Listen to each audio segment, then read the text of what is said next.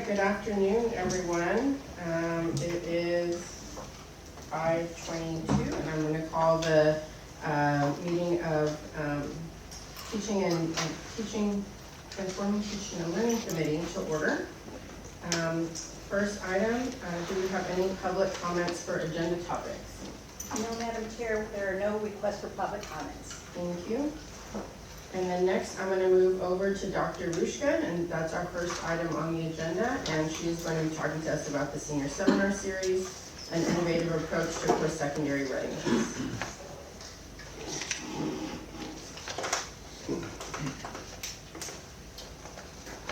You don't look like that. I know not Dr. Rushka, it may come as a surprise. But I'm here subbing in for her, so you're getting a pinch hitter today. And I am, Dr. Rushka is actually out with the birth of her granddaughter. So yeah, and so I'm here subbing in, and I'm talking about innovative practices and specifically opening up a Senior Seminar Series. So committee chair, Dr. Corton, members of the committee, senior team and audience, thank you for being here today. Today we're here to talk about an exciting and innovative concept entitled the Senior Seminar Series. And the Senior Seminar Series is meant to enhance what we already do here at the high school level. And so we know our kids walk out with a quality education. They walk out with a diploma from Harlingen High School, Harlingen High School South, collegiate or health professions, and they have a whole lot of value to that. But I do want to take you to this quote. And this quote here says, the ones who listen are the ones who learn. And this is a powerful quote because during our community listening tours, we heard from parents, we heard from community members, we heard from business leaders the importance of preparing our seniors in a different way for the current landscape in the workforce. And so what we see is that we have seniors that are graduating with a high school diploma, often with college hours, but can still use a little bit of refinement in a few key areas. And so as a result of our community listening tours, we figured out that our parents wanted our students to be ready for face-to-face interaction, for more collegial support, for ways to interact with their financial future that they didn't know was possible. Our business leaders wanted students to be ready in a completely different way. Yes, our students are graduating top of their class, they're graduating with the ability to read, write, and think in a superior manner, but we also wanted to prepare students for their financial future and their work readiness future. And so after consulting with our business leaders and our parents, we figured out that our seniors need to be ready in a different way. And so the concept of a Senior Seminar Series was born. And so a Senior Seminar Series, what it looks like for our school district is that we're gonna have a conference style learning environment for students, where students get to visit different sessions and pick up skills that they otherwise might not have gotten. A lot of our students pick up these skills in their extracurricular, in their music program, in their athletic program. They get the interviews, they get the ability to interview, they get the ability to plan their financial future, but may not necessarily catch them all. We're looking for all, and for us, all means all. And so when we want students to graduate ready for the workforce, we want them to graduate with the financial literacy skills they need, we want them to graduate with the soft skills that they need to be successful. And so how are we gonna do this? Well, we've assembled quite an impressive design team. And this design team is comprised of community members that are gonna help us support and find what are those skills that we wanna focus on to prepare our students for the next phase of their life.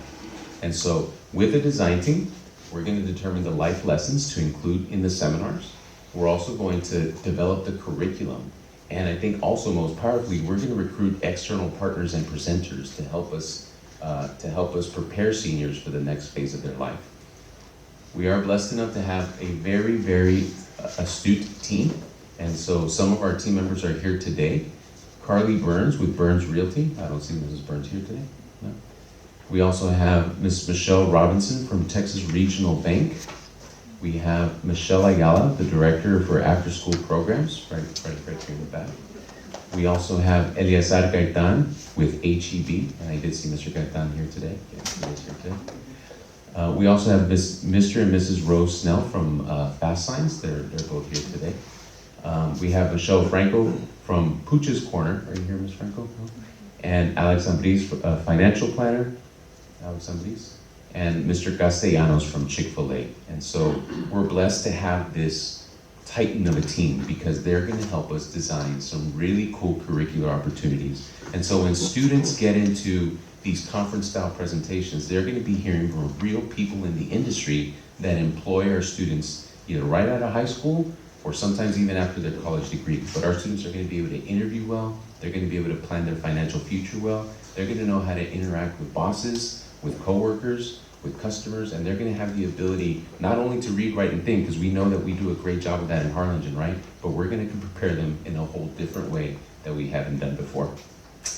And so this is a shared investment, it's a shared vision for our future because it's a mutual benefit because our businesses are gonna get high quality students that come straight out of high school that are ready to work in the workplace. And our students are gonna get life skills that are gonna prepare them for not only just working in the workforce, but also for interviewing for scholarships or interviewing for positions in college or preparing them in a different way that they otherwise wouldn't have been ready for. So you see it pretty often where students graduate with degrees and they make really great money, but not necessarily have the skills to plan their financial future. And so we want our students in Harlingen to have a different experience when they graduate from HCISD. And so our timeline is we've assembled our design team. We have a great design team. We're going to begin the design team process in the meetings to determine the curriculum, to determine the community partners, and then late fall and early spring we're going to host our 2 sessions. And the 2 sessions are going to be for the entirety of the senior class. So you're talking 100 odd students from health professions, collegiate, 600 from Harlingen High School, and about 500 from Harlingen South. That's a huge undertaking, but we believe in the power of what we're doing, which is why we're mobilizing these resources to make sure that students are ready for the next phase of their high school, or for life after high school. And then of course in May, we're gonna review, we're gonna reflect, and our intention is to make this process better and better with every iteration in every school year that passes. But Harlingen will be different from other public schools in that we're gonna prepare students in a whole different way that other people don't. Why? Because we care about the community and we love our kids. Thank you all for your presentation today, or thank you for allowing me to present to you today. At this time, questions and a conversation. First, I just want to thank our community members that are a part of this, and I'm so sorry you were called Mr. Rose. It's her. She's the boss. So you got it right. Yes. It's okay, my husband's called David Connell. So I just have a quick question just on how the instruction is going to go. So are y'all looking at this as like, it says conference style learning, so when you have that many students, this is really going to be like a seminar, where are we envisioning this? So that's where, I don't want to take too much from the design team, but we are envisioning a space where students have the ability to pick and choose the skill sets that are best for them, right? And so we're still deciding those skill sets, but we want students to have that conference-like atmosphere to where, you know, when you go to the TASA conference or a professionals conference, and so we want to give them the ability to choose, and we also want to give them the ability to come back together again. So we haven't fully vetted that out yet, but we do know that we have a great committee of people that are going to help us. Okay. So just to follow up on that, that was kind of going to be my question, and I guess it sounds like it's still this is still sort of a living document, and you're still figuring this out, and which is great. You have an incredible design team, incredible people leading this. But I guess I would ask that, you know, obviously some of it's didactic, of course, but I would ask that we have enough of it that's experiential and that's collaborative, because I think those are going to be the things that they learn, that they can remember, the skill sets, and that's really going to be impactful to them when they really get get involved with experiential learning activities. So I'm sure you all figure that out and get it right, the right balance of didactic and experiential type of learning. But this is, I just love the concept, and I can't wait to see it in person. Hopefully we can get invited to see, I think we could arrange that. Yeah. Some of us need some of these skills. Anyway, I'm just saying. Speaking for myself.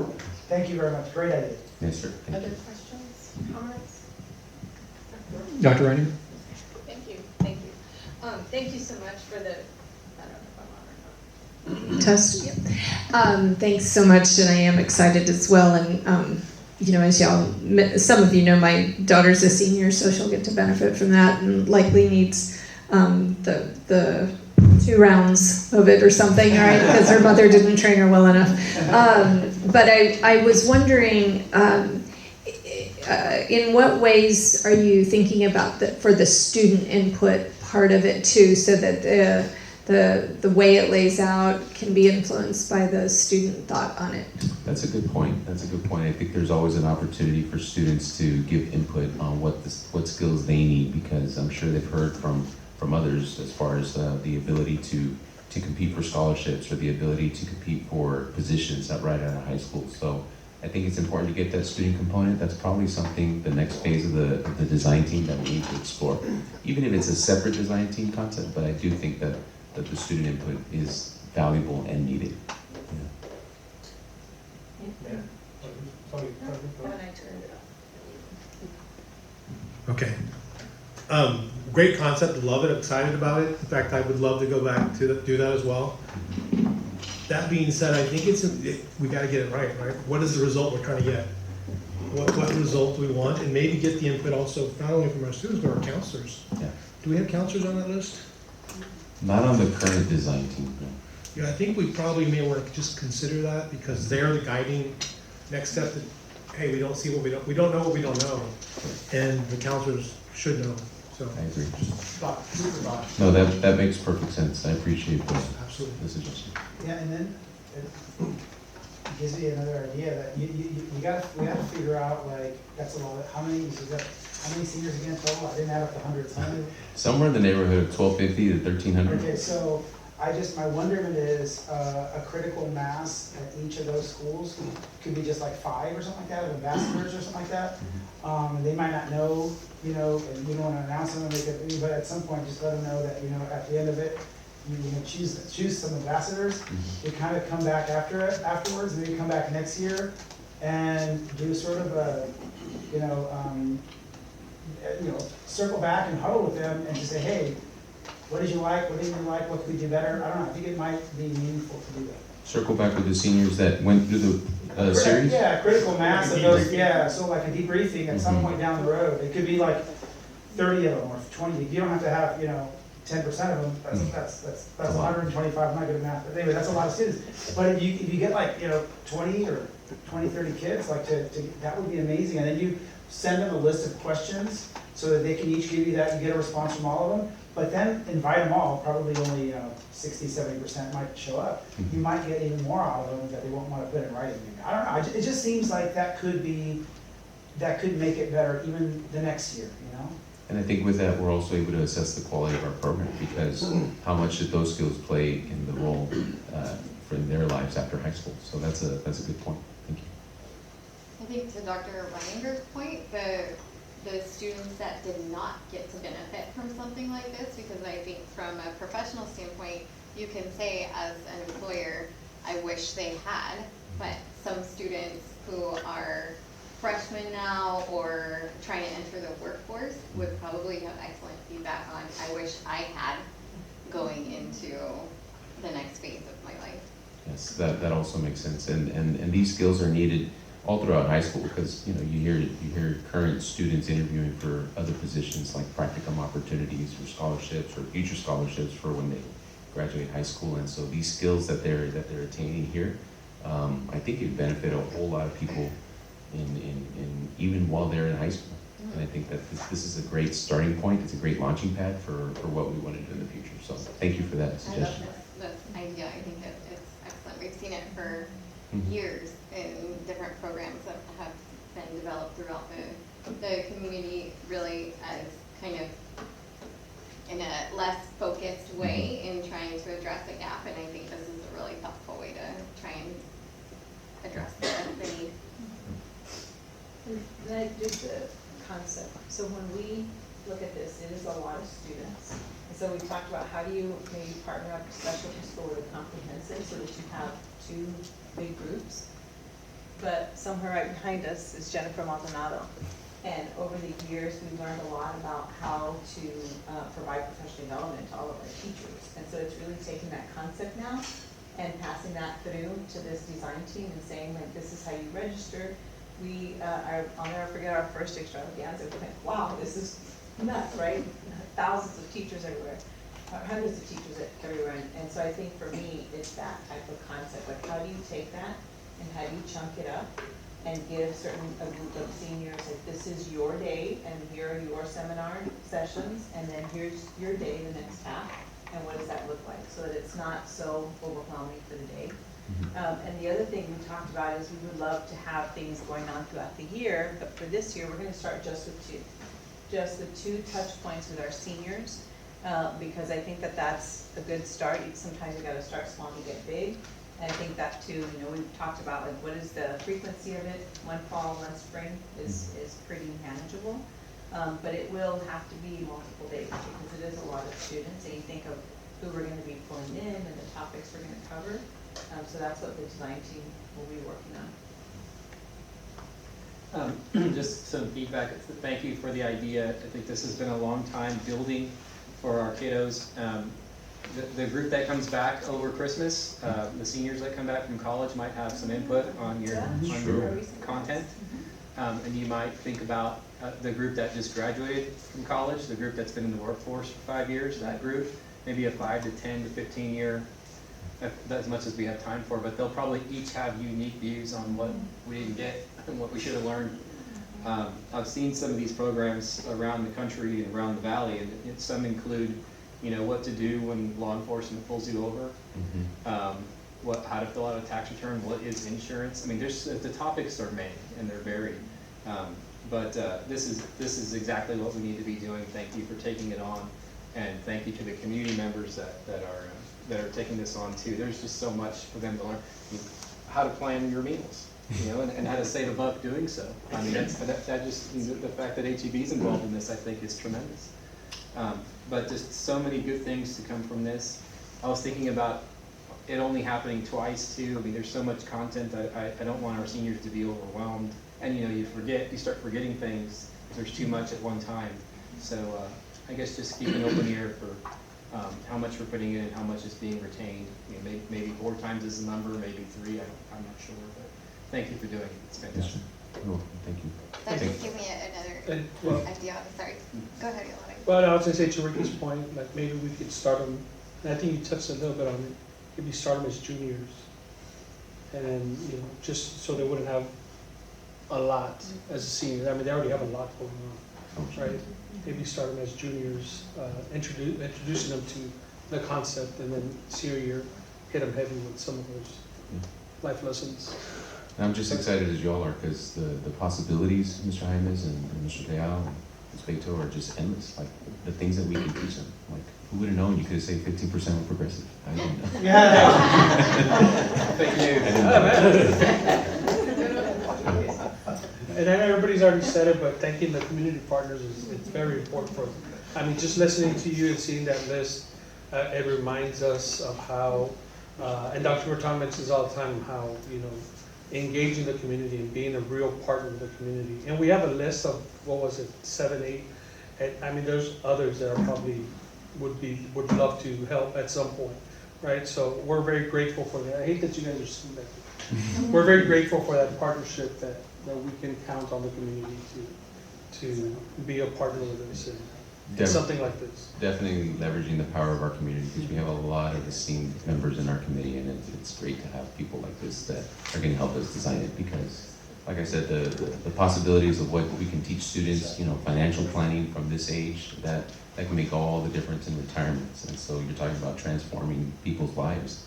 It's by getting a head start in their financial future, in their emotional development, just every domain. And like you said, Mr. Lam, there's a ton of possibilities, and I think the exciting part is just finding a list to focus on this year and getting it off the ground, and then continue to refine the process, because I do think that seniors, graduates, could offer a lot of valuable insight. What worked, what didn't work, what can we do better? And I think that iterative process is always beneficial to us. Trustee Baker, you had something? I just had a question. Will there, to Mr. Leal's point, is hard after you listen to someone for an hour to retain, will there be takeaways? So from the financial planning perspective, and here's your kit. Yes. That's where we're really counting on our community partnerships. We have, like I said, people that can provide us with the takeaways that hopefully they keep with them and they remember for, you know, the entire time they're in college and even into their adulthood. I mean, certain course binders you still keep, and I still keep certain course binders, right? Just because the value of the information that we got from those courses is so valuable. And I hope this is one of those documents, mementos that they keep, because these kinds of lessons could be for their lifetime. Let me offer this too, just for your notes. When I give a financial talk to whatever group, we ask them to build a network of more knowledgeable other people. And if you know, I think the trick is what categories do you put on that sheet of paper. But if they can walk away with names for each of those areas for more knowledgeable other people, more MKO network, then they can keep that with them as they move forward and know who to call and know who to talk to about things that they're inevitably not going to know everything about. But that's just an idea about, you know, how they're not going to retain everything, but here's a way to get the information.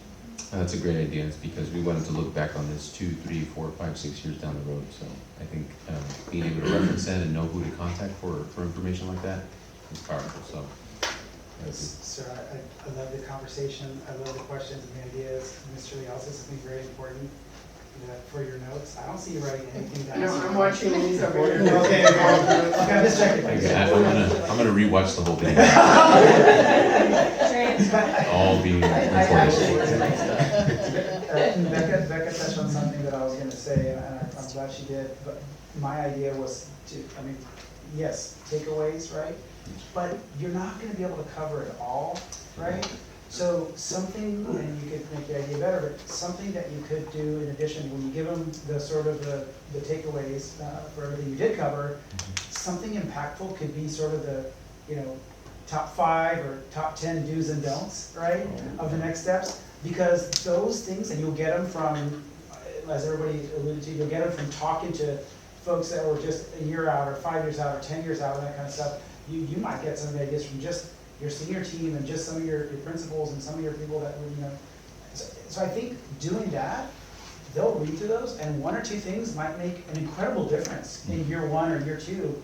I'll give you an example. So you know, I think Dr. Cortana and a couple others, I think Mr. Leal also, you know, went to this sort of kickoff for the students going to UT Austin, right? And over the years, they've had different speakers. One of the most impactful speakers was somebody who was just like a 6-7 minute speech, but in there she just highlighted like 3 or 4 things that were like the best advice you can give them for year 1, right? And I'll give you just one teaser, one idea. She said one of the things she said, she was like, you may not even think about it. She says, but consider office hours a mandatory thing. For every class you take, go to office hours, and if you just do that, you're going to perform better. And then if you're on the edge, if you're on, you know, whether it's going to be a B or an A, whatever, the professor's going to remember you, or you know, and you know, and you're, or you know, and you're going to get that bump and that kind of stuff. And then you're going to know your stuff. And you may not even have a question, but when you hear the other questions, you're like, oh my God, I thought I knew that, but now I'm really glad. Now I really know it because they asked this question that I didn't even think about. So something said like those kind of things that you can do to, you know, top 10 this or that or whatever, because you may not have time to cover it all, but it could be something they could take away that could be pretty much very impactful to them. I agree, because those little takeaways like that can have a huge impact on their college career, huge, just by going to office hours. And so coming up with something tangible that they can walk away from, I think is really powerful. So. And I love what Rose mentioned on our Zoom last week, is that, you know, you can have almost different pathways or different, like, you know, when you go to conferences, there's like these strands that you can follow. Because we may need to think a little bit about what about the student that wants to go to the 4-year institution, and what about the student that wants to do a 2-year, and what about the students that want to go straight into the industry, right? What does that look like? And so she did remind us that you kind of have to think about the different layers and the different pathways for our students, because that may look, those sessions may look a little different, just depending on what their next steps, their projected next steps are. I agree, and I think that's the power of the seminar and giving them a conference style atmosphere where they can pick and choose the things that are going to benefit them the most. So, thank you for that. All right, well, thank you very much. Please keep us posted. I think we're all obviously very invested and excited about this, and would love to continue hearing about as the plan solidify. Yes, ma'am. Thank you. Thank you. Thank you, sir. All right, next up, we have Dr. Kevin Garcia, who's going to talk to us about 3D innovations and data-driven decision making. Thank you so much. Thank you all. Y'all have a great night. Thank you, Judge.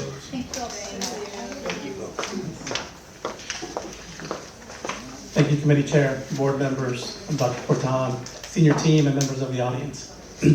I have the great pleasure today of talking about 3D innovations, Arlington CISD's commitment to data-driven decision-making. And I want to start with a word that I heard today at Travis STEM Square that really kind of solidified what data does for us. And that word that I heard earlier from Dr. Perez was curiosity. The curiosity that our students have, the curiosity that's needed to propel learning. And when we think about what we can do with data and the age of information that we live in, curiosity drives a lot of problems that we might sometimes self-create, but more importantly, problems that we can solve. And the great thing about data is that data lives everywhere. Right here in this wall behind me with these books, it's filled with data. Data's on our fingertips with your cell phone, but data also lives inside you with your lived experiences. And so today we want to talk about how data is being utilized in our district and how we're able to use that data to grow our teachers, grow our students, grow ourselves, and in turn grow the community. So first, what is data-driven decision-making? We use data all the time and we make decisions every day of our lives. But how exactly do we go from doing things casually to the way things we've always done them, or using intuition, to really driving the work we're doing by using a set of data or sets of data to make the best informed decision for our students and for ourselves? And so in a nutshell, data-driven decision-making and moving the district and continuing the work that we're doing with data is using data to answer critical questions and guide our work. And the important part is that with everything we're doing in the classroom and on campuses, there should be critical aspects that we're looking to ourselves and saying, how do we make this better? How do we perform better for our students? How do our students perform better for themselves? How do we impact the neighborhood and the community? And of course, to guide our work, making sure that we have a plan of action with that data. And so when we look at data, a lot of times we use it as an event. It's a certain part of the day, a certain time of the year, a certain benchmark or test or aspect of our life where we know, hey, this information's coming, I'm gonna work with it. But how do we go from there to shifting to a culture of data, where it's not just a moment in time, it's not just an event, but instead something that we feel we have to exist with in order to make the best decision for ourselves, for our students, for our campuses. And so we oftentimes start with the root cause analysis. Many times you can identify the symptoms, you can treat the symptoms, but if the underlying root cause is not approached, if the underlying root cause is not treated, then those symptoms will resurface, or they might come back with more severity. And so conducting a root cause analysis is critical to the work of data decision making. And then there's the 5 whys, and really you could put 10 whys, 15 whys, as many as you want. But that's that curiosity.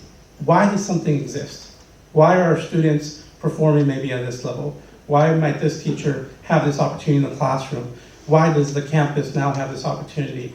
And the whys continue with every iteration, because just when you ask that first why, you're taking the first step at identifying what could be that root cause.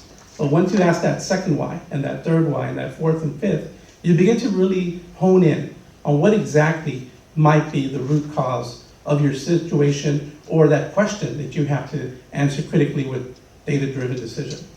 And then finally, the cycle of continuous improvement. Making sure that along the way with our 3D innovations, that we're not stepping when we reach a certain outcome. Because the truth is, the growth of ourselves, the growth of our community, the growth of our students and teachers, it's never ending. There is no ceiling. I'm a big believer that if you're the smartest person in the room, you're in the wrong room. And so that continuous cycle of improvement is something that we do every day, every year, with every iteration of all aspects of our work. And touching a little bit more on what that continuous cycle of improvement might entail. Well, the first is the analysis and understanding. Without a really deep analysis, without that root cause, without understanding what the problem is, you might spin your wheels just treating the symptoms constantly and not really making any growth that you know your students or your teachers are capable of. But once that analysis and once that root cause is determined, making sure that we're actually modeling and planning. Because now that you've got the data to make the decision, and now that you've identified the root cause, what exactly are you gonna do? What actionable next step can you start planning and planning the work? And that planning is critical because any action that results from that data analysis can't be done in haste. It has to be done in a sense that it's gonna have sustainability. It can't just exist in that moment because, once again, if it happens in such a quick moment without really understanding the root cause, you're liable to that resurfacing. But once that model and planning happens, then there's a decisive action. Any type of paralysis with just looking at the absorbent amount of data we have can often leave us with that paralysis where we just don't know where to go next, right? But once we make that decisive action, then we actually plot a course and we continue with the work we're doing. And then finally, key metrics and reporting. We cannot end once we get the result. Because even if we get the result that we desired, that just tells us what our next step is. That tells us, okay, we reached this milestone, what is the next one? And if we reach that ceiling, we build a bigger ceiling. We add another story to the home. We continue going and going. And the truth is the cycle has no start or end. And that's the beauty of data-driven decision makers. Our teachers, our campuses, our principals will be able to jump in at any point in time because you don't know exactly where you are sometimes when you're working in an organization. Ideally, we want to start with the analysis and understanding, but sometimes you're not there right at the onset. But knowing that it's going to continue and there's going to be another iteration allows you to better understand how to continue the process. And so once again, the continuous improvement cycle is the belief that there is no endpoint to growth. And I think that's what we all want for our students and for our teachers, is that lifelong learning that exists way after they leave Harlingen CISD and matriculate to university or career or military or anything that they wish to pursue. What does it look like to implement data protocols and establishing a common language? Well, when you're doing data-driven decision making, one of the big aspects is each campus looking at the same type of data, right? We always talk about not comparing apples to oranges, but at the same time, we know that there's also a lot of variant types of apples, right? And so making sure that we're looking at the same data, but not necessarily looking at the same data in terms of everyone expected to have the same growth. We also want to make sure that we honor the unique aspects of every student and every teacher and every campus. But looking at that data is a great starting point. We also want to make sure that we have protocols that are consistent across the district. We can't have one student to live up to different standards than another student, and we also can't have campuses being compared to each other in that regard. We also need to have a common vocabulary and consistent communication. So making sure that our vocabulary, that when we're speaking data, when we're engaging in this process with teachers and administrators and the community, that language is understood by all, and that we're not speaking in terms or in a dialogue that's foreign to them, because that misunderstanding can sometimes hinder us in having that collaboration that could lead to the ultimate growth. So understanding, interpretation, and transferability. And by having protocols and by looking at the same type of data and having a common vocabulary, consistent communication, we will be able to have understanding, interpretation, and transferability. Data to compete with ourselves. And so a lot of times campuses can be compared against each other. And it's easy to have that comparison nonstop and have great competitions in that regard. But the truth is that the only true competition that we should ever have is against the growth of possibilities, the scale of possibilities. If we can tackle every student and every teacher and administrator and ourselves with what's possible rather than what our neighbor's doing, then we create the opportunity for us to reach our true potential, rather than reaching what the potential is of the person next to us, who we might be able to surpass, or who we might see ourselves in a different position or arena.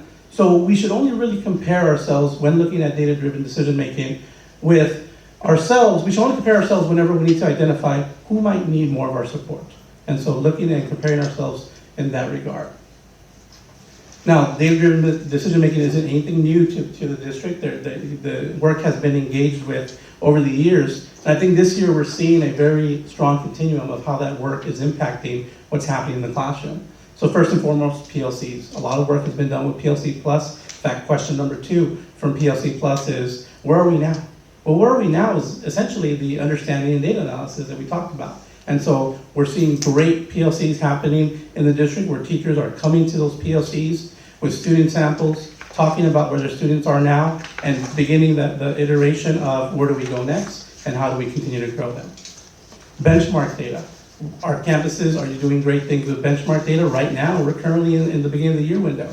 The data that we'll be receiving by the end of this Friday is really going to propel what we do over the next few weeks as we start working with students and have teachers have been working since day one. And then, of course, that data continues with formative assessments, because we're not going to be using benchmark data the entire year. That wouldn't be fair to students because they've grown from day one till now. And so using formative assessments in the classroom, our teachers are able to take a look at what they learned that week. Take a look at where they might have to offer a reteach for certain students, or where their students knocked it out the park and mastered it. And they might not have to cover that, maybe just a review later on in the year. We also have teacher incentive allotment. We're using a lot of data to really drive what we're doing with TIA. Our teachers are growing their students, and with that teacher incentive allotment, they're able to take a look at whether it's a pre-test, whether it's an SLO, student learning objective, they're able, or a fitness gram, they're able to identify where the student starts in their classroom and where they can end up at the end, and where we'd like to see them end up. And then, of course, T-tests, growing our teachers through them identifying goals, them bringing their own anecdotal evidence and data to the conversation, and having those conferences about where professionally they like to grow, but also throwing in their student growth measures and how they're growing those students in that regard. Highlighting PLCs and kind of the data-driven decision-making that's happening. We talked about understanding and analysis. Well, assessing students, some of the great things happening right now in our district are student data trackers and student-led conferences, really involving the student and what's happening with their data. They're living it, the student's performing, and oftentimes we give them where they performed, but really when a student is able to synthesize where they're at and where they want to go, they have a better understanding and they internalize it as, this is for me, rather than this is just for the teacher. Planning and delivering, PLC Plus and lesson internalization, these two components have really allowed our teachers to not just be in the classroom and using their intuition or using a textbook to drive instruction, but instead using where students are at and using where that knowledge needs to truly come from and be internalized, that they're able to impact how that learning is lifelong and actually obtained rather than memorized, right? How they're able to apply that knowledge instead of just recall that knowledge. And then finally, professional development in terms of learning walks and T-test growth goals. Working with our teachers to go visit other classrooms, to do peer collaborations, to identify the great things that are happening and pull that anecdotal evidence that sometimes we don't get a chance to, is really driving how they're able to grow themselves. With data decision making, we're able to also support individualized campus supports. And so right now, we're in the process of really taking a look at where we ended up last year with our accountability, but also using that data to propel where we go next. Using an instructional support plan for each campus to make sure that we're not offering a blanket approach to what success looks like, but instead really tailoring to what every campus needs to grow in their campus. And so there's 3 campuses that have, really showcased how data-driven decision-making has supported them. First, an elementary like Dishman, and we have Ms. Salas here in the audience. And we had a great conversation because we talked about, what exactly does it take to grow a campus that much in 1 year and get that A? And essentially what it came down to is, one, she talked about qualitative data, the data that she gets from her teachers and how they're doing and the great things that are happening in their personal and professional lives. So really that heart for people. But then she talked about the consistency of PLCs and bringing teachers to PLCs with their data samples to talk about where students are now, right? And using that to propel what's going to happen with the planning delivery. And then finally, she talked about just continuing the work of student-led conferences and student trackers and making sure that students were involved in that process as well. And we had a great conversation about many other things, but all of it essentially came down to making these decisions with teachers about students and propelling the work. Then we have Coakley, another great success story, who had massive gains in this past year. And I was very fortunate to visit Coakley a few times in the spring semester, and one of the things that really stuck out about Coakley was their PLCs and their focus on using teachers as level leaders, individuals who were teaching classes during the day, but also had time off to support PLCs and offer peer collaboration and insight and mentorship, and really use the PLC time to work with the data of their students, but also offer the strategies that couple what would happen next. When we talked about that decisive action earlier, and when we talked about how once you have the data and you have the model and planning, acting on it. And I think one of the great things about Coakley is that everyone was involved in that process. If you go into their PLC room, there was a lot of information, but that structure really allowed them, and the consistency over the year has really allowed them to have tremendous growth. And then finally, Harlingen High School South. You think about a school who has had great success over the years. But they got that A this year because they really honed in on the data with their CCMR. And when you go to Harlingen South, and we've been very fortunate to be walk the halls of Harlingen South and go to classrooms, you go to their PLC room and there's data all over the walls. They have just walls of where students are performing at the beginning of the year, during certain assessments, their CCMR data, they're tracking every single student as far as are they ready for that next step of their lives and how prepared did we get them. And so that definitely made the difference this year, and they got that A. And so there's a lot of great examples in the district. These were just 3 that I wanted to highlight that touch on every level and how data isn't always confined to what we think about in terms of your math class, your more technical class. It's available at every level with every student.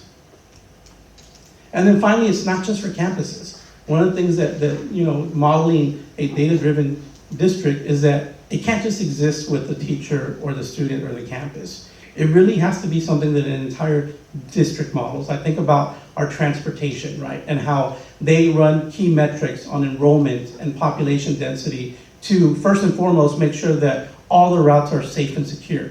But second, to make sure that students arrive on time through efficiencies in those routes. And then, of course, making sure that they're financially responsible and not taking routes that are longer, not letting buses idle and burn gas, but all those aspects are data-driven decisions they're making, or our maintenance and operations, and how they're able to really look at what we're spending money on in terms of supplies, where it could be maybe used more efficiently, where we can allocate resources, and all of that's through metrics that they receive from the campus and are able to drive that. So it's not just what's happening in the classroom, it's what we're able to do across all departments.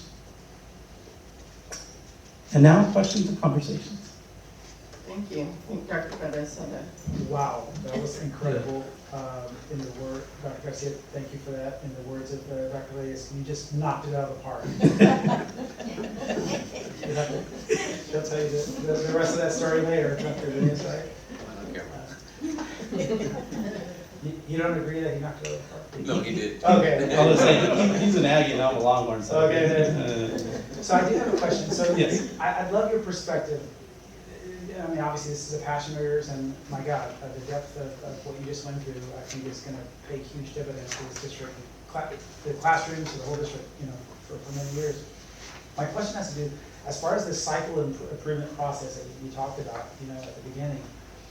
I'd love your reflection on these comments, because for me, what I've found, just in my own line of work and my own different organizations I've been a part of and everything else, it seems to me that people always get sort of stuck emotionally or just stuck in the problem, and they get sort of pulled into one part of the cycle. And unfortunately, I think 2 things happen that ultimately lead to the wrong solutions at the end, right? Or sometimes a single solution. They look at it in a linear fashion when it's just, it's a complex problem that might need 5 or 6 things, but it ends up being a linear problem. They just do one solution and it just makes things worse. And the 2 problems that end up happening is, number 1, they don't stop and pause, let the emotions, the excitement, and just really seek to understand the problem. They don't stop and slow down to seek to understand the problem. And then the other part of it is that they don't get the right people in the conversation. You got to get the right people to really understand that, to go to the next step. So I love your reflections on that. But that seems to be a common type of error made when you're trying to solve complex problems, because some things need to get solved tomorrow. Mm-hmm. And so and then there's the problem when you get so focused on just coming up with something, and then you end up taking a wrong direction because you never really had the right people in the room or understood the problem to begin with. Exactly, and I think, naturally, just as a kid, going back to curiosity, and I'm a thinker. That's just what I enjoy doing a lot, and I love when students take the time and teachers take the time. And one of my favorite quotes, and it's not word for word, but was attributed to Albert Einstein, was, if I had an hour to save the world, I'd spend 59 minutes thinking about the problem, right? Like just the amount of thoughts and intentionality in solving the problem and really thinking about the root cause analysis is critical. And you're absolutely right. In a situation where you're pressed for time, and a lot of times, time is relative in the sense that we might think that we have a whole year to grow kids with teachers, but teachers are thinking about that day, that lesson, that 50-minute period. And so I think that ultimately what it comes down is, one, like you mentioned, the collaboration, making sure there's multiple people in the room to really allow for the different strategies, the different modeling, the different insights to come about. I think one of the great things that I've seen at the central office level and even at the campus level is that whenever we engage in a difficult decision or engage in transformative work, you never really just see one type of thinker in there or one type of department. There's always a whole bunch of us in there kind of tackling the problem. And I know, and I'll use this as an example, she's back there, Jennifer Maldonado. Sometimes she'll literally call me and say, hey, come to my office, we're gonna have a little thought exchange. And it's something I know nothing of, right? It's just literally, and she'll sit there and she'll tell me the problem and tell me the information, and then we just start thinking, and we start, talking to each other about it. But it's that very perspective where sometimes you need someone who's a little bit detached from the work to offer that insight. And I think as we continue doing that and bringing teachers into the process, especially with PLCs, with principals being there, earlier you talked about, Dr. Muniz talked about the counselor, right? Being an additional partner in the senior seminar, that's a very perspective, right? That they work with seniors, and that would be great. Same thing with what we're doing in the classroom, same thing with what we're doing with any department in the district. I mean, there's nothing that stops us from saying, hey, we're working with child nutrition, but let me bring in curriculum and instruction, right? Let's bring in someone who's part of student work, because we're all working for students, and just have that very perspective. But going back to your initial comment about taking the time to understand the problem, that's critical, because if we get it wrong, we're not solving anything. We might be creating other problems. So. Dr. Muniz? First of all, excellent presentation. That's a tough subject to cover that so quickly, and you did a fantastic job. So number one. Now we do have a couple of new board members, so could you just briefly discuss more in detail what a PLC is? Yes. And then what the difference between PLC and PLC Plus is, and then how that connects to the data logs. Okay, great. So a PLC stands for a professional learning community, and a professional learning community is practitioners, in this case teachers, administrators, coming together and really planning the work. But planning the work kind of involves that continuous improvement cycle.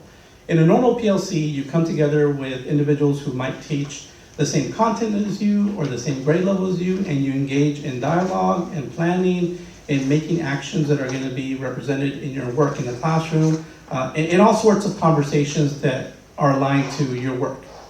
Where PLC Plus, and of course part of that PLC is also professional development, right? Bringing in the tools or strategies that we might not have right away, identifying what those tools or strategies are needed first, and then going from there. And then of course, everything else that comes with teaching. We know teachers are sometimes, given a lot on their plate in terms of everything else they do. And so making sure that we have a safe space for them to feel vulnerable and speak to, their profession, but also say things where they might not get it just yet and grow in that arena.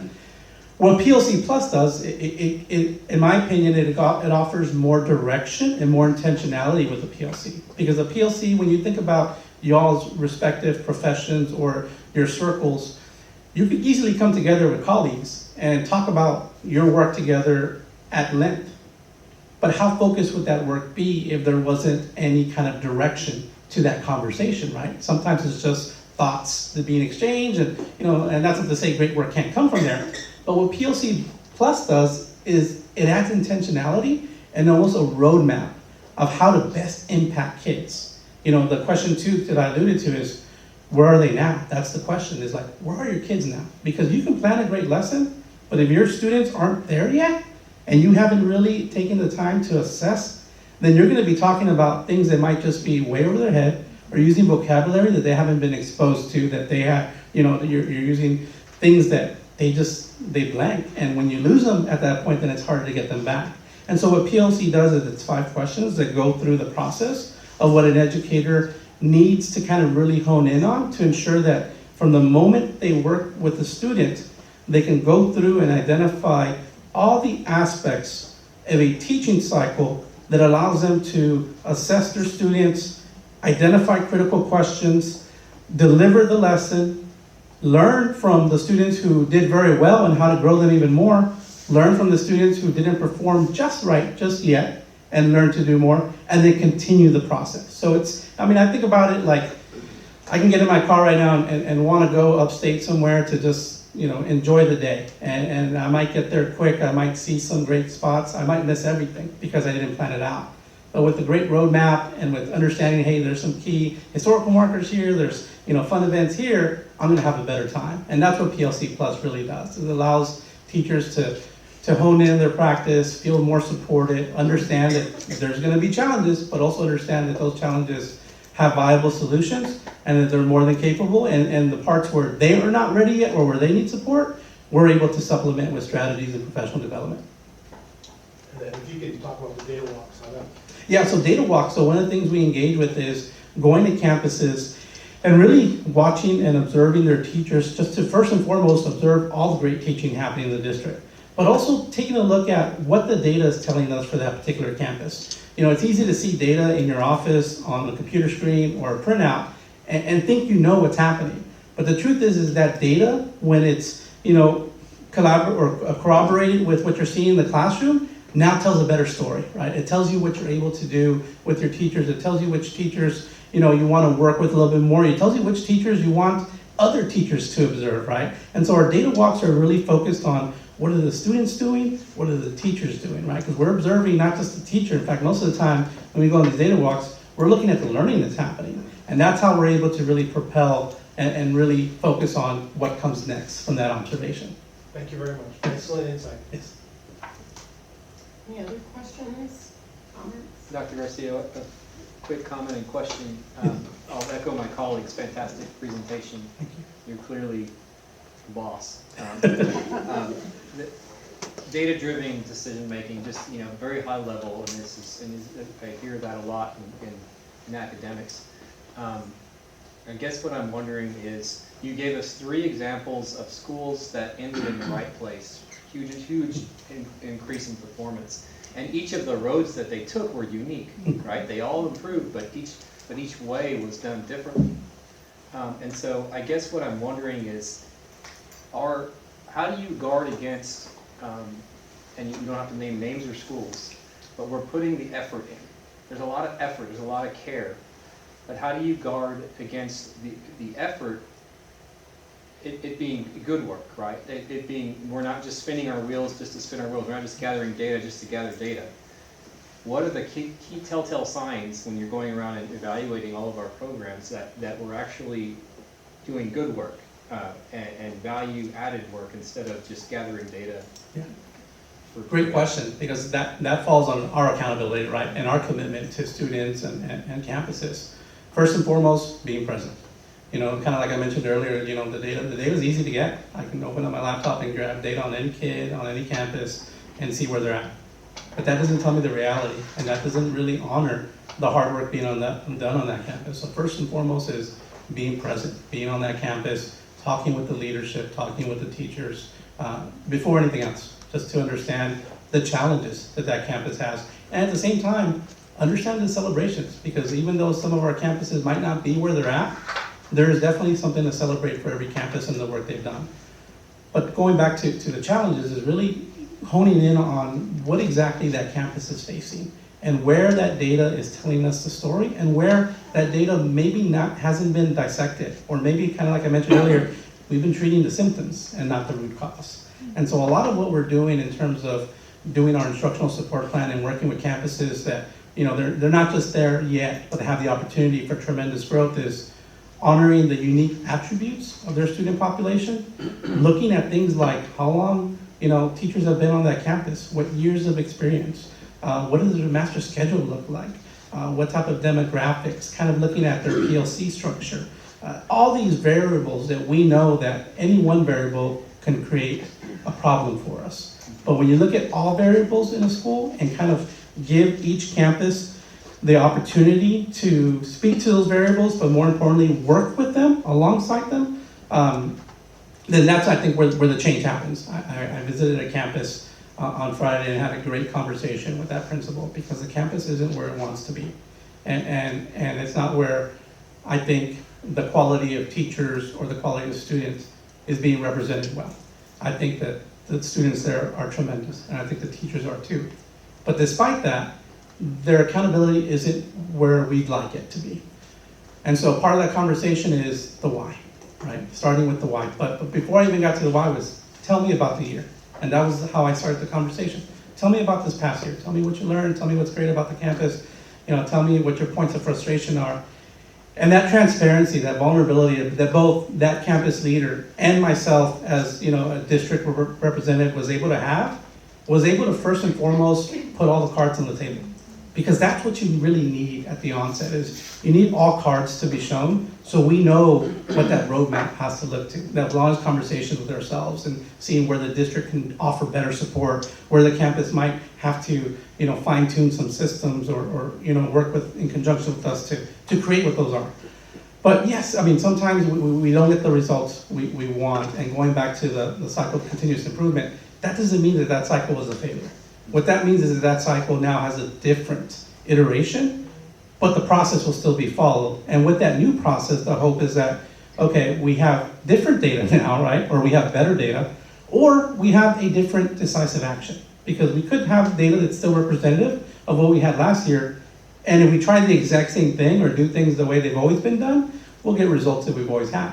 And so by changing the decisive action, by thinking more and collaborating more on what we can do differently or how that plan of action has to change, and maybe it's not the entire plan, maybe it's just little nuances of the plan, it can make all the difference. And so really with the instructional support plan that we're developing right now is having conversations with campuses. Tomorrow we'll be speaking with principals, and with principals, a lot of the work that we're having tomorrow is just a thought exchange and seeing how they feel, how they want to feel supported. Because I can tell you a campus that maybe is high, on the higher end of our accountability might have a different support structure that they internalize than someone on the lower end.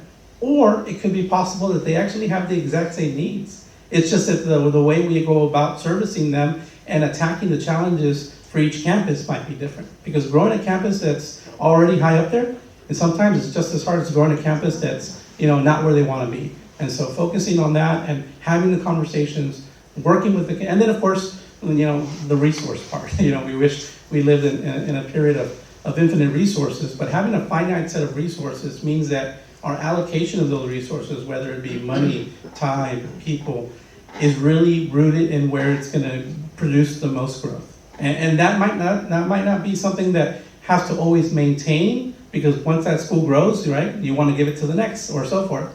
But making sure that we ourselves have that iterative process where we're constantly looking at how do we change the trajectory of the district by attacking the opportunities that are current and in front of us, and then creating that sustainable change over time.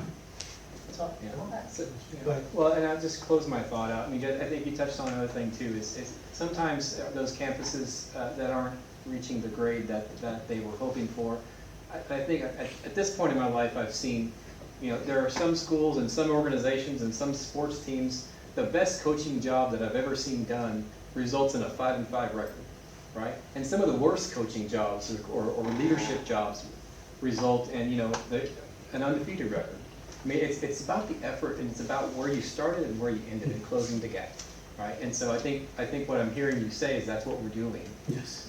And just because we've got some schools out there that really rang the bell, and just because it's not a letter grade A, hey, I noticed great improvement and great effort, and those are, that's fantastic. Sometimes that's the best leadership job. It's not necessarily the school, they got 100. So thank you for that. So I just want to follow up with that because it's a really critical point. So this is a very important topic because if I recall, Dr. Pertani, you mentioning to us, if we have the same year-over-year growth that we had last year, we'll be an A next year, right? Now, again, I'm not sure we're going to rush to do that, and that's not why we're in this business. We're here about the holistic education of kids, but at some point we'll get there just because of the work itself. My point is this.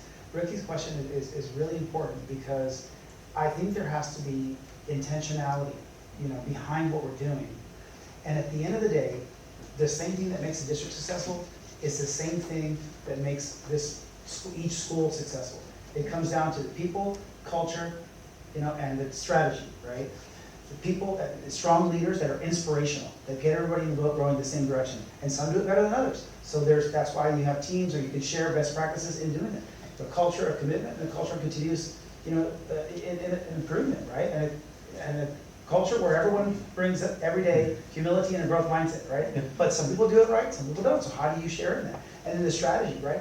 It can't just be getting data. And again, you can also, get back to we talked about this earlier. How good is the data? Can it be trusted? Or else it's garbage in, garbage out. Making sure it's right. But then the strategy. What's the actionable plan? What are the action plans to get? And some people will knock it out of the park with the action plan. And then therein lies the difference that Mr. Dale was talking about. So I do think in the people, culture, strategy of each of our campuses, there are some best practices that we can share that can kind of really make a huge impact. I believe that we have amazing leaders, but it's just the intentionality of putting them in the right place so they can all kind of compare, and then magic's gonna happen. Absolutely, and one of the things that will be happening in this district very soon is our universal walkthroughs of our elementaries. And so I've worked with Ms. Garza to really identify clusters of elementaries where you have a higher performing campus with a campus that isn't just there yet, and then a mid-tier campus. That way, as they visit each other, every school that they can visit, something can be learned. But think about like when you do ability grouping with kids and you put that very smart student with a student who isn't there yet. Well, that transfer of knowledge, first off, that really smart student is going to synthesize the work, and the highest level of learning is teaching, right? And so if they're able to work with that student who isn't there yet, and if that student that isn't there yet is able to internalize that learning from a peer, then they're better off too.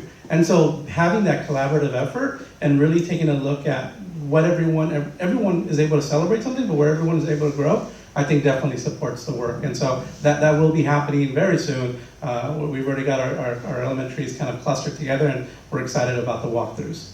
Yeah. Dr. Berton? Any other questions? So, a couple of things. Yes, fantastic presentation. I would say that this presentation started months ago, whenever we finished the school year, and started thinking, all right, so what is the next layer of work, and what is that going to look like for next year? The word all for me is critical, because you heard Dr. Reyes talk about all. Like, all seniors are going to get a snippet of the senior seminar series, because when you do it in pockets, that's okay, but really we're moving more towards that word all. Here were a couple of the challenges that we came up with in our problems of practice. Number one, how do you close the gap between the highest performing campus and the lowest performing campus? At the elementary, at the middle, and at the high school.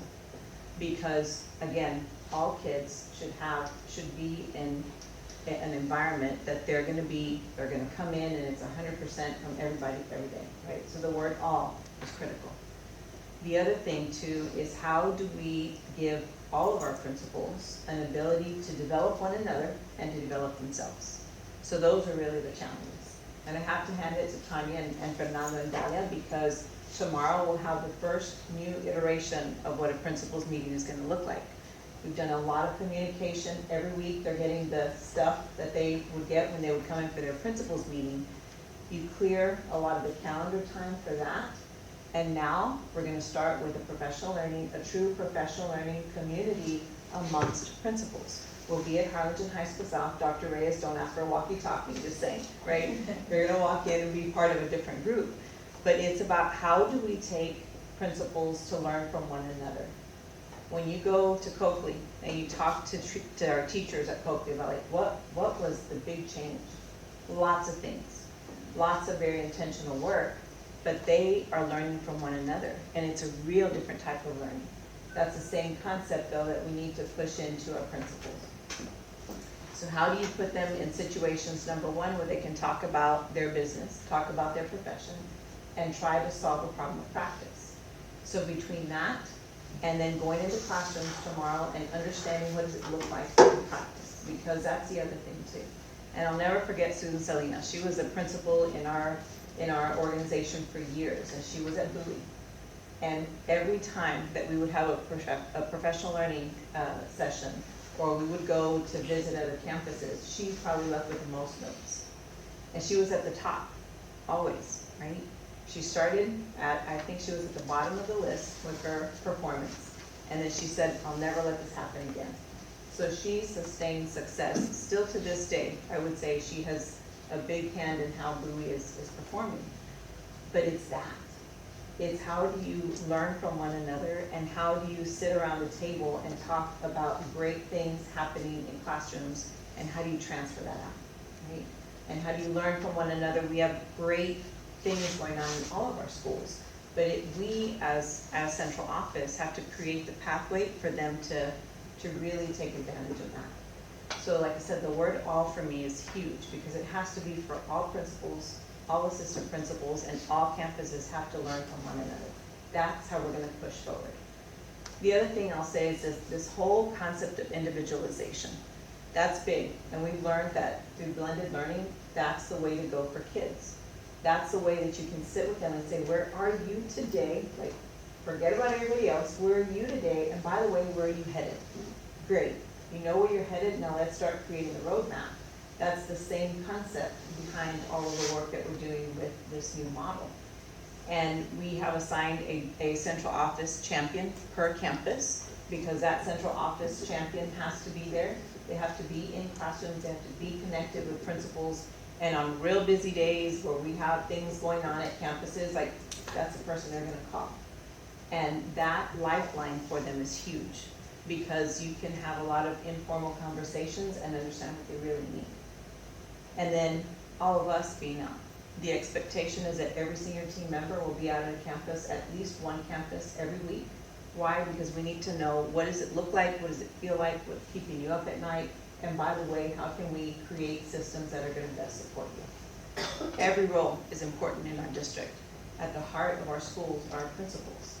And so how do we elevate their leadership, and how do our systems nurture that whole environment? So that's really the whole concept behind that. And like I said, it started with just a conversation, like, how do we close this gap?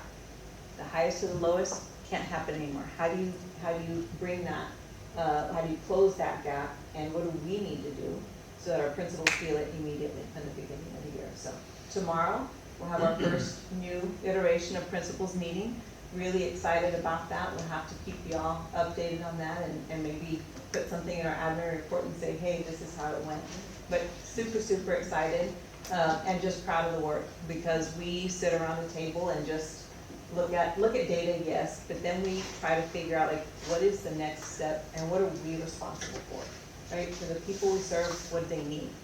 And then lastly, once a month, we'll have an instructional focus meeting. That's Mrs. Garcia, Mrs. Garza, and Dr. Reyes. And they bring in their directors so that we can speak instruction. And that's kind of our systems check, right? Are we following through with what we said we were gonna do, number one? Number two, how's it working? And what do we need to tweak? Because collectively, these three impact most of the instruction and all the services we deliver to students. So thank you to Dr. Garcia for championing this work and kind of corralling us all. And just thank you for your thinking, because for me, you are a great thinker, and I totally can see you thinking the 59 minutes and solving that one. Thank you all very much. I just wanted to I think all of us were thinking the same things. I just want to thank you. You speak my language. This is like, I love this kind of stuff. I love the, commitment to, data fidelity, and, I think, and I just want to thank you for all of y'all for creating an environment where we're able to have our folks be vulnerable enough to learn from one another. And I think a lot of that starts with just instilling in them that it is a culture of continuous improvement. I mean, we're not all where we want to be, and and I think the more we allow for that, right, then we're going to be able to elevate ourselves further and further. Right? So I just want to thank you for that. I think Dr. Pettis wanted me to reiterate, right, that knocked it out of the park. So good. It's going to be awesome. So thank you. Yes, thank you.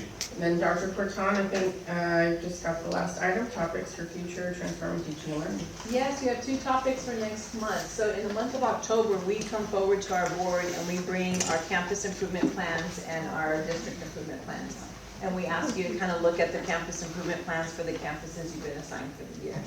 Next month, we're gonna kind of bring a workshop feel to this so that Mrs. Garza and Dr. Reyes can walk you through how do we even create those campus improvement plans. It's very much an extension of what you heard today, but those campus improvement plans set different goals for each campus.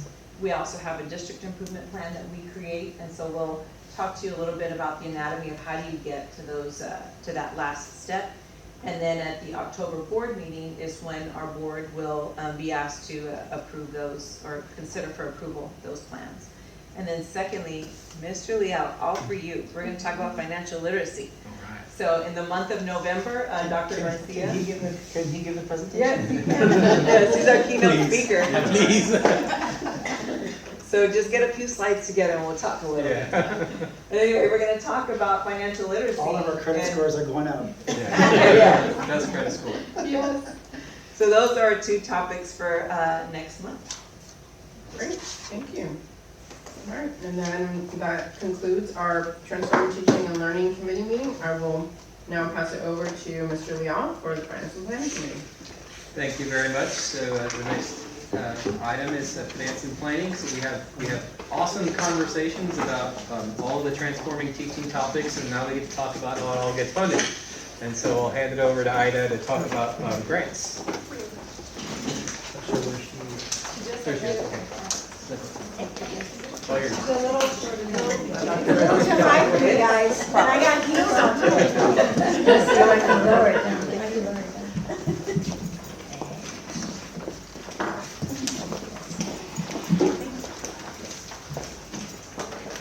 Thank you, Mr. Leal, board members, Superintendent Dr. Fortan, senior team, and members of the audience, which I cleared the room.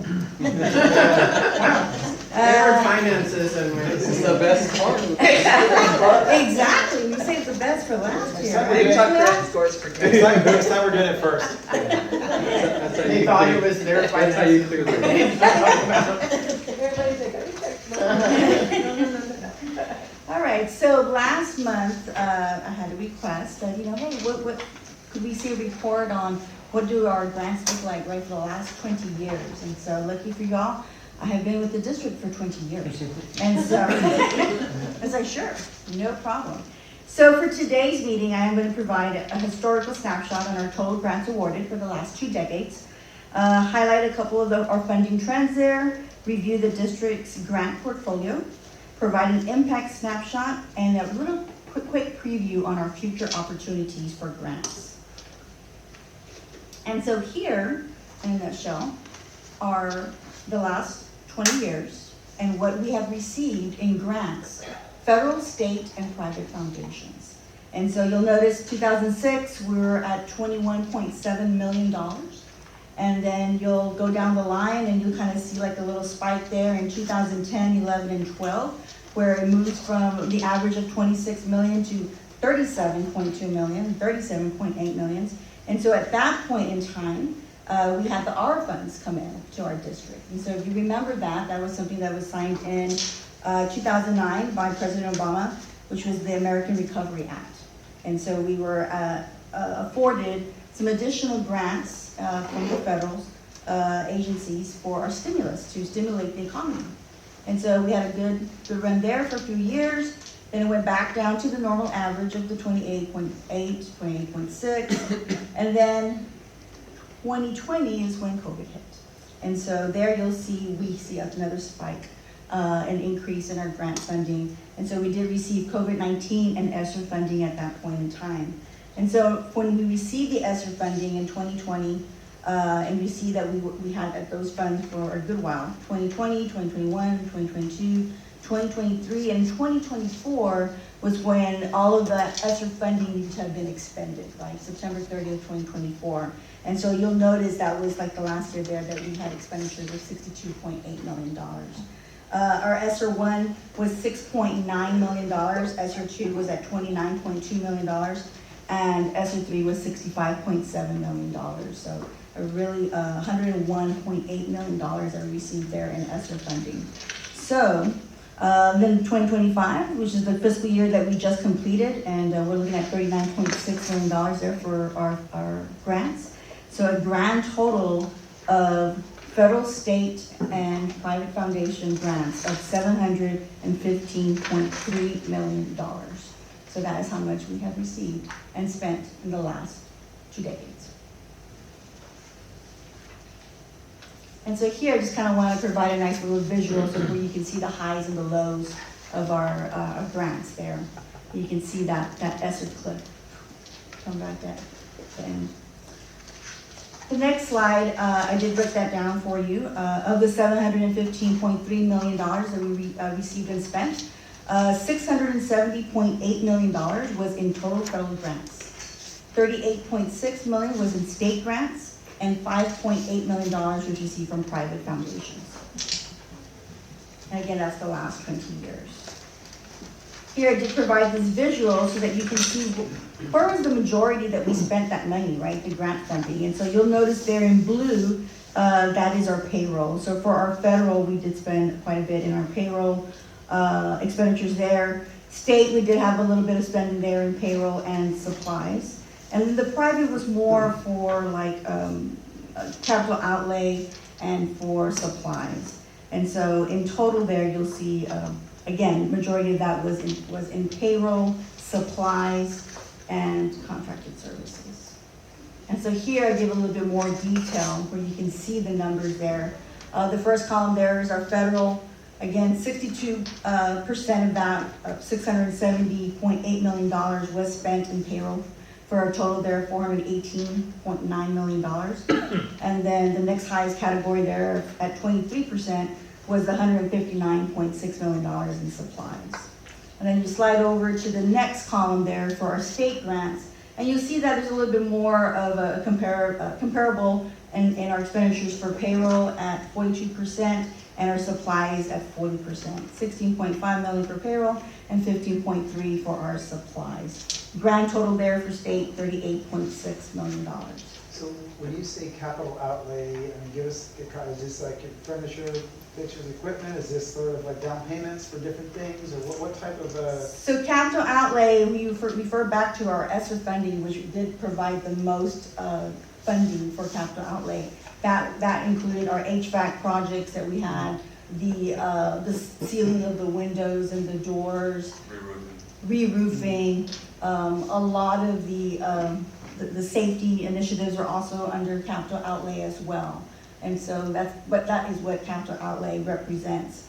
Now for our private, that $2.2 million, I can tell you $1 million of that was from Elon Musk for the amphitheater that we just built at Lee Mead. And so looking forward to seeing that go into operation this year. Can I ask a question for since? Yes, sir. sorry. Just- Go ahead.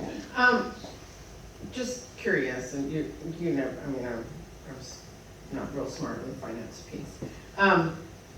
The COVID years, the ESSER funding, since so much of that came in, at a certain time. Right. And the spending on that, there were certain things we could spend on. Since that was so much, does that skew any of this at all? It could possibly, but Like you if we did. took that out, would this be like a totally different picture? That would be $101 million less. So we would be looking at, instead of $715, $615 million. When we had the ARA funding back in 2009, 10, and 11, that was only $23 million. And so the ESSER funding in the last 20 years has been the biggest pump of resources that we've received. I just wonder if it was a different story, right? Like a little bit of a different story when you. It probably would, because that ESSER funding, I can tell you, helped us not only with capital outlay with the roofing projects and the HVAC projects. It provided a lot of resources for us to help bridge that learning gap that we experienced with our students, right, during COVID. So a lot of that was instructional. A lot of that was, new software licenses that we were, trying to have our online learning, right, that was going on at that time when we were all staying at home. We purchased, I can't tell you how much, but, bukus of monies in Apple devices as well. The MacBooks, the little Chromebooks, so that we were able to afford that one-to-one device for our students, where in the past, we had not had that before. So that ESSER funding did enable us to be able to provide those additional resources for our students. But yeah, very good question. It'll be $100 million less. So any other questions on this slide? Again, you can see a lot of it in our grants. 60% of that, right, is spent in payroll, but we do have quite a bit there in supplies, instructional resources, and other resources. And so our next slide here is impact snapshot by function. And so of the $715 million, you'll see our two biggest categories, right? One is instruction, right? Which is where, you want to see all of this grant funding being spent on, right? Is our instruction in our classroom for our teachers. And then the next highest impact there is our food service department, because a lot of that is federally funded, and that was 32%. And so, just quickly here, our grant portfolio highlights by function. And so these are just a few of the grants by their title, right, that I've included here on this page.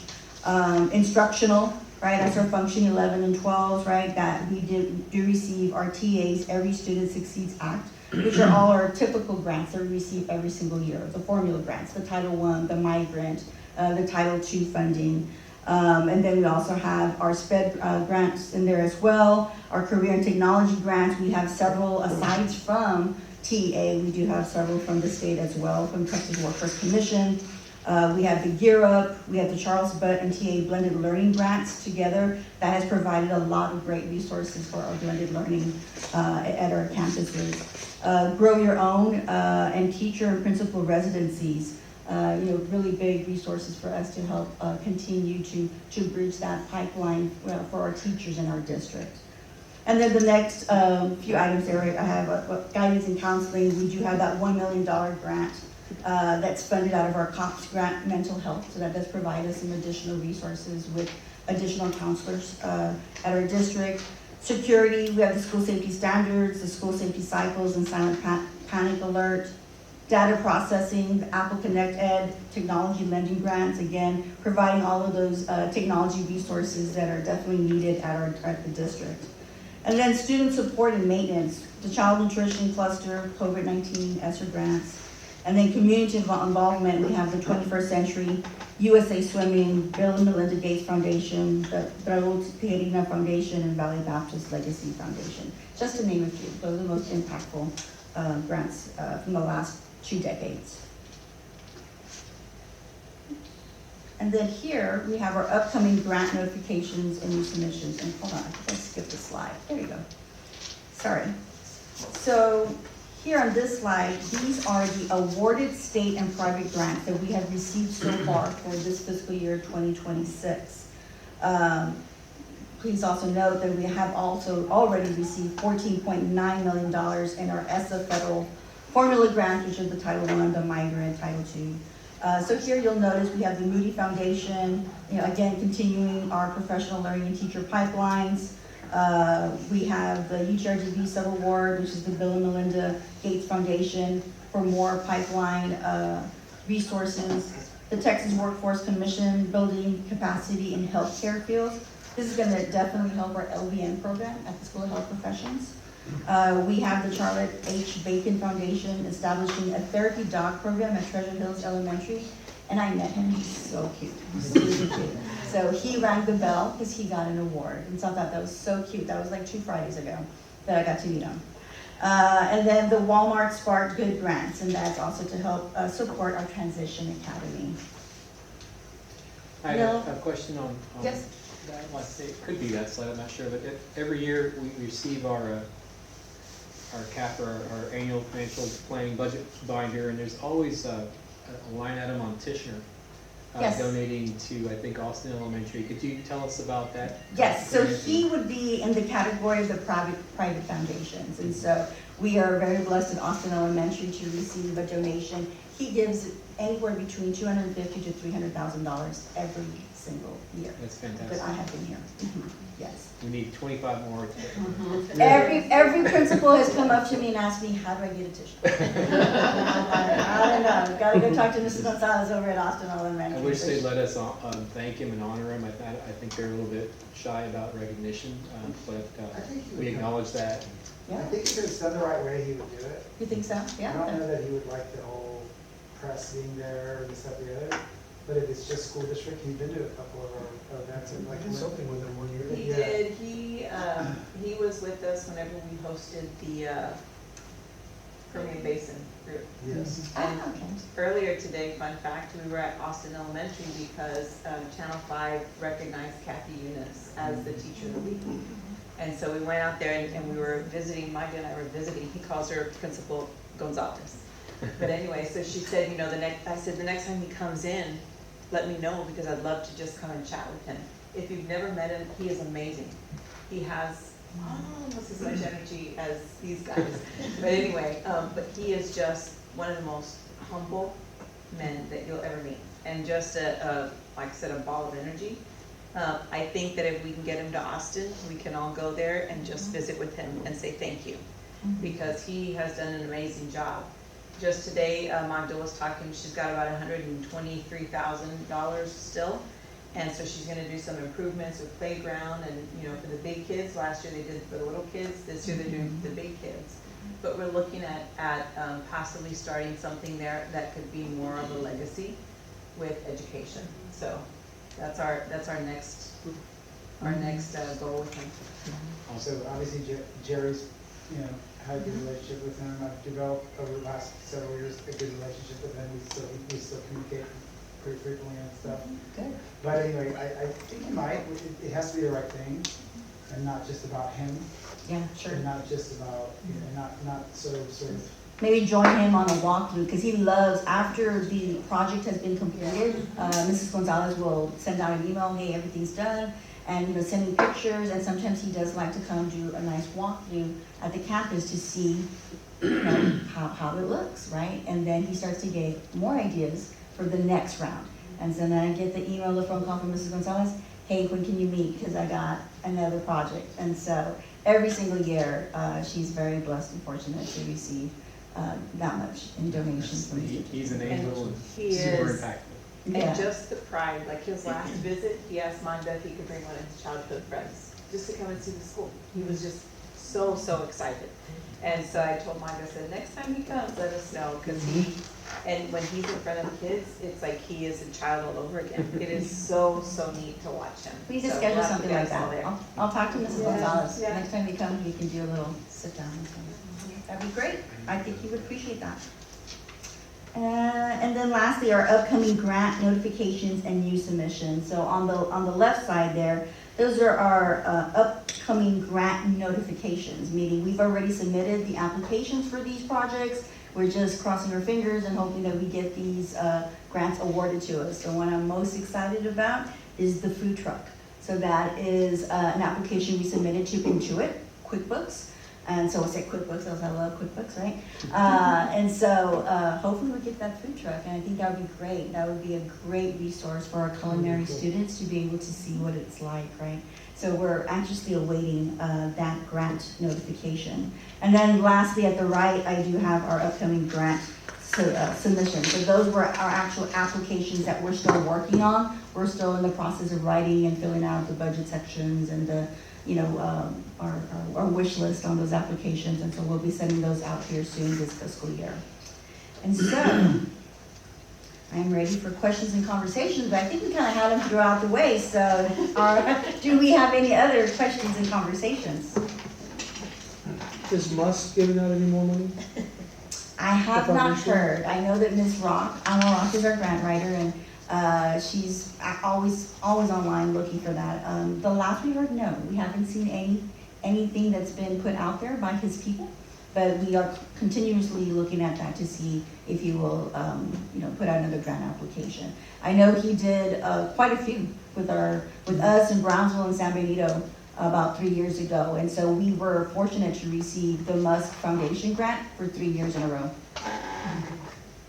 So So, my question is, and we don't have to have to answer this now, but maybe for the future, or we give us information, however you see best to do this, but I'd love to know how we do compared to other school districts on federal grants and that kind of stuff. Just, you know, I know we have some success with some private, this, that, the other, whatever, but just comparing this to other school districts, I'd just love to know, where are we? I hope we're an outlier in a good way, but I don't know.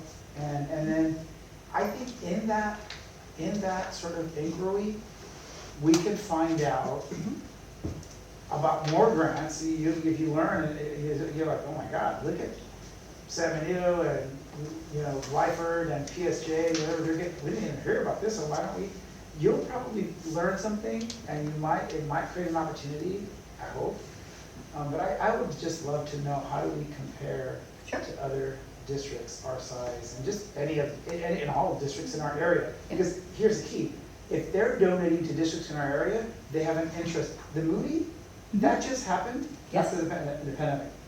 And it started with first responders, right? And so, you know, that's how it started. And then they just started growing and growing and growing. Because really, if you look at the rest of the state, they're higher ed, big UT, and A&M, and other stuff, UTMB Galveston, they're just, I mean, they're big in education. But they started doing more stuff in the Rio Grande Valley, wanting to make a difference in the Rio Grande Valley, and it hasn't stopped since the pandemic.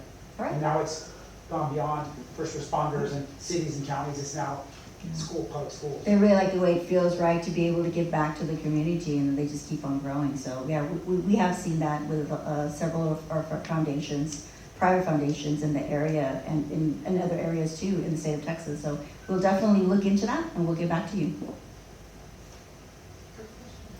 Yeah, so we asked for this presentation because I think it informs our decision-making moving forward. And what I'm taking away is that we're receiving about 10 to 20% of our total budget every year, with the exception of the COVID years, which was much higher. Right. And that's kind of where we've lived. It all adds up to a quite significant number, $700+ million. It does. A report came out that I shared with my colleagues just about how much Texas is receiving per student, and it was kind of eye-opening how low on the list Texas funds its students. I think high 30s, 40 in the country, and so we are so dependent. And even within the state of Texas, how much schools in South Texas receive a much higher percentage non-local. I mean, outside of our local area, so about $3 or $4 that we get, it comes from outside of Arlington, Texas.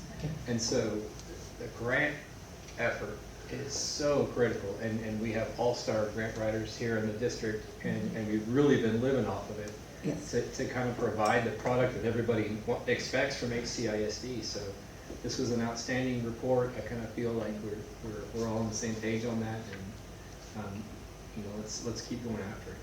Good, sounds good. We will definitely continue to look for more grant opportunities. Sounds good.